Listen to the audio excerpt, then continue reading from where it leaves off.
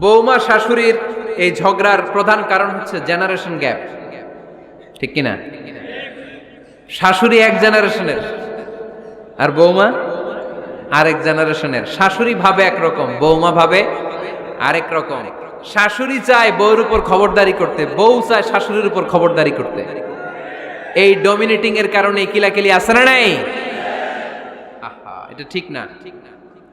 আমার শাশুড়ি মায়েরা যারা আছেন, প্রথমে শাশুড়ি দিয়ে শুরু করি।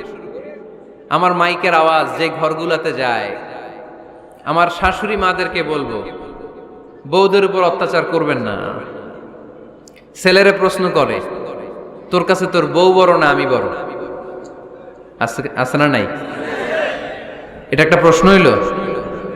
তোর বউ বড় না আমি বড়? দুইজনেই বড়। তো এক ছেলে সুন্দর উত্তর দিছে, আমার কাছে ভালো লাগছে উত্তরটা শুনে। এক মা প্রশ্ন করছে, তোর এতদিন আমি লালন পালন করে বড় করলাম, জীবন যৌবন তোর জন্য শেষ করলাম, আজকে বউ পাইয়া বউ তোর আপন হয়ে গেল? এবার ছেলে উত্তর দিছে, মা, আমার মুখ থেকে মা ডাক শোনার জন্য তুমি কি কষ্টটাই না করছো জীবনে। 10 মাস আমারে পেটে ধারণ করলা, খাইতে পারো নাই, বমি করছো, খালি ওষুধ খাইছো, তোমার পেট কেটে আমারে বের করা হয়েছে, 2 বছর আমারে দুধ খাওয়াইছো, পেশাব পায়খানা পরিষ্কার করেছো। বয়স যখন 3-4 তখন তোমার আমি মা ডাকছি, এই মা ডাকটা শোনার জন্য তুমি এত কষ্ট করছো। আর আরেকবারের মাইয়া এই ঘরে আইসাই তোমার মা ডাকা শুরু করছে। যেই মেয়েটা তোমারে মা ডাকে সে আমার আপন হবে না কেন মা? ঠিক কিনা? এই মা ডাক শোনার জন্য তুমি এত কষ্ট করলা, আমার লালন পালন করলা, 10 মাস পেটে ধরলা, পেশাব পায়খানা পরিষ্কার করলা, এরপরে মা ডাক শুনতে পারছো। আর আরেকবারের মেয়ে জানা নাই চিনা নাই এসেই তোমার ডাকা শুরু করছে মা। তো যে আমার মারে মা ডাকে তার স্থান তো আমার কলিজায়, ঠিক কিনা? শাশুড়ি আম্মারা যারা আছেন, প্লিজ বৌমাদেরকে কষ্ট দিয়েন না। অনেক শাশুড়ি আছে পান থেকে চুন খসলে রেগে যায়, পদে পদে স্ত্রীর ভুল ধরে, বউয়ের ভুল ধরে, আছে না নাই? এটা করবেন না। সে তো নতুন, আপনার অনেক এক্সপিরিয়েন্স হতে তার সময় লাগবে, তাকে সময় দিন, তাকে ভালোবাসুন, ঠিক কিনা? না বুঝে সামান্যতে বৌমারে বদদোয়া দেয়, এরকম আছে না নাই? কিন্তু বুঝতে চায় না, বৌমারে যদি বদদোয়া দেয় তাহলে তার নিজ ছেলের পরিবারের ক্ষতি, পেটে ধরা যে ছেলে, ছেলের পরিবারের কিন্তু ক্ষতি, তার আপন নাতি নাতনিদেরই ক্ষতি। আওয়াজ করে বলেন ঠিক কিনা? বৌমাকে বদদোয়া দিয়েন না। বৌমাকে নিজের মেয়ের মতো দেখবেন। সমাধান আমি দিচ্ছি। কেমন দেখতে হবে? নিজের মেয়ের মতো। নিজের মেয়ে সকালে ঘুম থেকে ওঠে 11টা, ওইটা সমস্যা নাই। বৌমা কেন উঠলো না, ওইখানেই ঝামেলা, আছে না নাই? মেহেরবানি করে আপনার বৌমাকে আপনার নিজের মেয়ের মতো দেখেন। নিজের মেয়েরে যেমনি আদর করেন তাকেও অমনি আদর করেন। আপনার বৌমারে যদি আপনি কষ্ট দেন, মনে রাখবেন আপনার নিজের মেয়েটাও আরেকবারের বউ হয়ে কয়েকদিন পরে যাবে। আপনি যা যা করবেন আপনার মেয়েকেও তারা ওই রকম কষ্ট দিয়ে বাড়িতে ফিরিয়ে দিবে। চিল্লায় বলেন ঠিক কিনা? খবরদার, টিট ফর ট্যাট। ইট্টি মারলে পাটকেলটি খেতে হয়। এজন্য শাশুড়ি আম্মা জানারা যারা আছেন, বৌমার সাথে খারাপ আচরণ করবেন না মেহেরবানি করে। তাকে আপনি কষ্ট দিলে আপনার নিজের মেয়েটাও আরেক বাড়ির বৌমা হবে, সেও ওই বাড়িতে এই কষ্টগুলো ভোগ করবে। এগুলো যখন আপনি শুনবেন তখন আপনার চোখ দিয়ে পানি পড়বে কি পড়বে না? পড়বে। এবার আসেন বৌমার কথা বলি। বৌমা যারা আছেন মেহেরবানি করে, বৌমা যারা আছেন মেহেরবানি করে আপনার শাশুড়ি আম্মাকে নিজের মায়ের জায়গায় রাখবেন। আপনার বাড়ি ছেড়ে নতুন বাড়িতে আসছেন, তো এটাই তো আপনার বাড়ি। আপনার মা রেখে দিয়ে নতুন মা পাইছেন, এটাই তো আপনার মা। তো ওনাকে মায়ের জায়গায় বসাতে আপনার সমস্যাটা কোথায়? বৌমারা খেয়াল রাখবেন, আপনি আপনার শাশুড়ির সাথে যে আচরণটা করতেছেন, আপনার শেষ বয়সে আপনার ছেলের বিয়ে দেওয়ার পরে যে বৌমাটা আসবে ওই আচরণই আপনাকে ফিরিয়ে দিবে। The nature has its own return. প্রকৃতির একটা মাইর আছে, এটা শেষ মাইর, এটা শেষ খেলা। প্রকৃতির খেলা বড় খেলা। আপনি আপনার শাশুড়ির সাথে যে আচরণ করবেন, আপনার শেষ বয়সে আপনি একদিন শাশুড়ি হবেন, এটা মাথায় রাখবেন। ওই আচরণই আপনি ফিরে পাবেন। আওয়াজ করে বলতে হবে ঠিক কিনা? এজন্য 9 নাম্বার পয়েন্টস হচ্ছে মিউচুয়াল রেসপেক্ট। সবাই যেন সবাইকে ভালোবাসি। দোষ ছাড়া মানুষ নাই। সবার দোষ আছে, আমরা যেন একে অন্যের দোষ না খুঁজি। বৌমারা, আপনাদের কেন যদি আমার মাইকের আওয়াজ যায়, অল্প কিছু টেকনিক অবলম্বন করলে আপনি আপনার শাশুড়ির মন জয় করতে পারবেন। শাশুড়িরা আসলে বেশি কিছু চায় না, আগের জামানার মানুষ তো, এদেরকে ওইভাবে হাত করতে হবে। মাঝে মাঝে একটু শাশুড়ির মাথায় তেল দিয়ে দেন, চুলে তেল দিয়ে দিবেন আর কি, মাঝে মাঝে চুল আশ্রয় দিবেন, এগুলো কিন্তু খুব পছন্দ করে শাশুড়িরা। ওনার প্রেশারটা একটু মেপে দিবেন, ডায়াবেটিক্সের ওষুধটা খাইলো কিনা সময় মতো খোঁজ নিবেন, কি পছন্দ করে খেতে একটু রান্না করে দিবেন।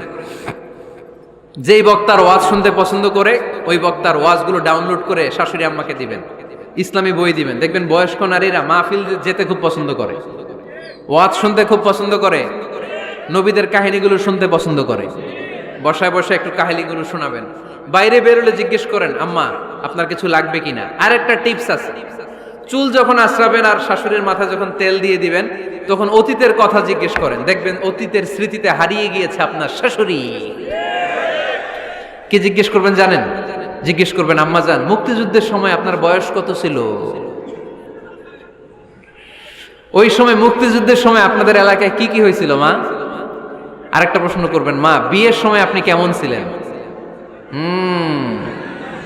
ওই দিন দেখবেন বুড়ি আর বুড়ি নাই, জুয়ান হয়ে গেছে।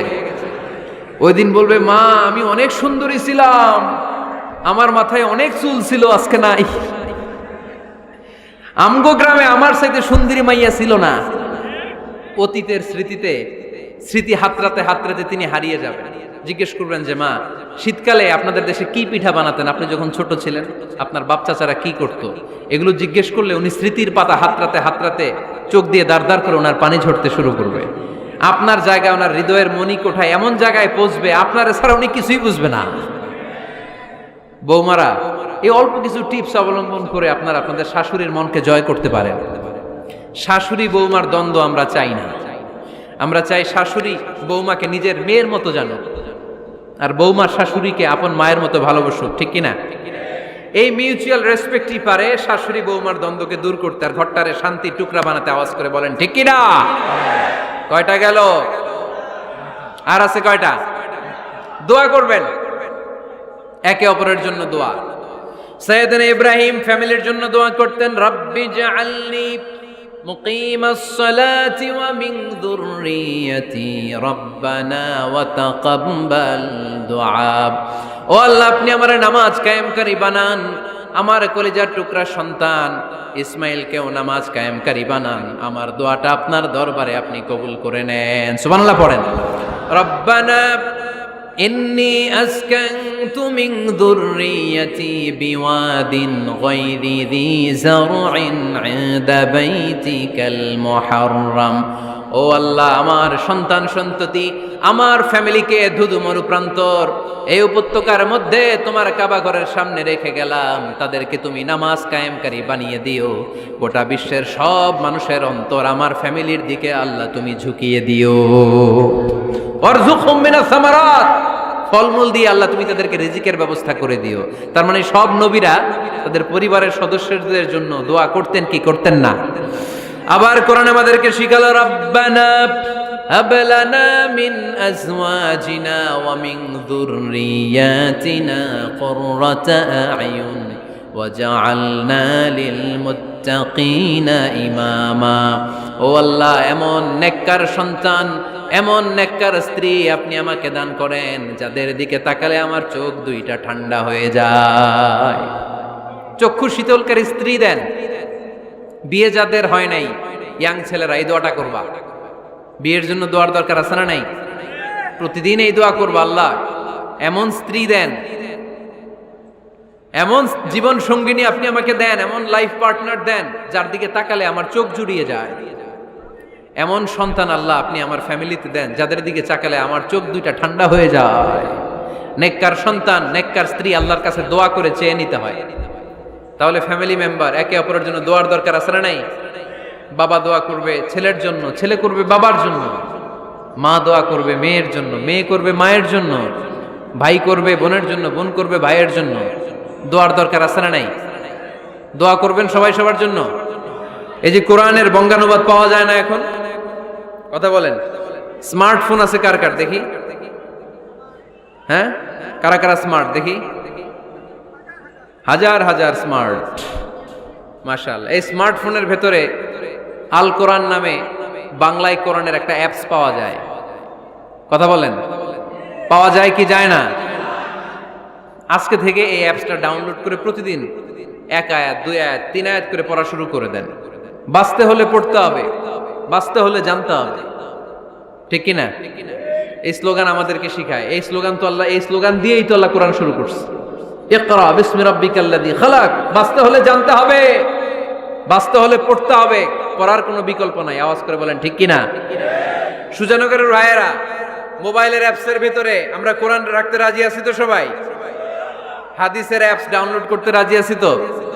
বাস রাজি আছি, ডাউনলোড করে রাইখা দেবো, আর কেউ পড়বো না নাকি?